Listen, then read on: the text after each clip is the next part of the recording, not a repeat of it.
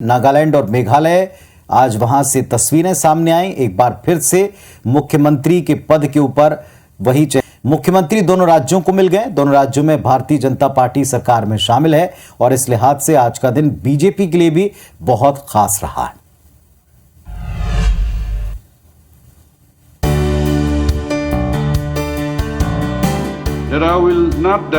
तस्वीरें नागालैंड और मेघालय की है। पहले बात नागालैंड की करते हैं, जहां नेफ्यू रियो ने 5वीं बार मुख्यमंत्री पद की शपथ ली।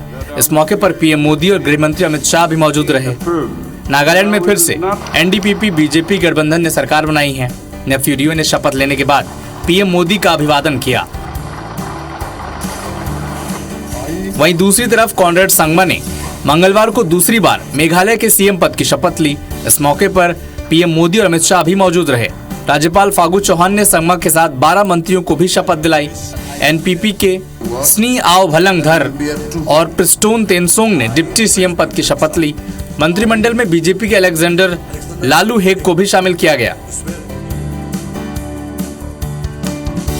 तो बीजेपी लगातार अपने मिशन नॉर्थ ईस्ट पर काम भी कर रही है और कामयाब भी हो रही है। मेहनत का, परिश्रम का, सालों तक नेटवर्किंग का फल उनको मिल रहा है। सवाल ये उठता है कि मिशन नॉर्थ ईस्ट है क्या और इसकी क्या इंपॉर्टेंस है भारत की राजनीति में या भारत के सामरिक महत्व में।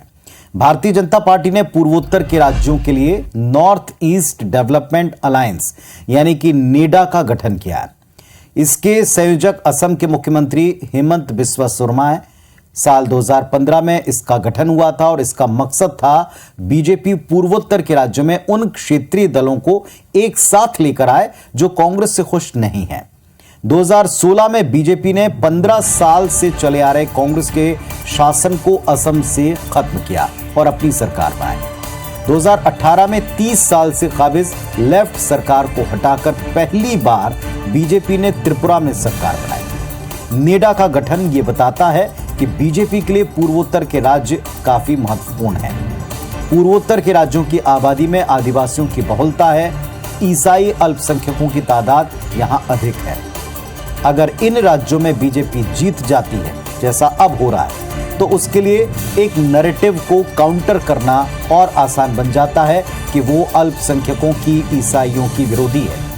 इन चुनाव का एक फायदा ये भी है कि बीजेपी ये कह सकती है कि वो अगर अल्पसंख्यक विरोधी होती तो उसे ये जीत इस अंदाज में ना मिलती।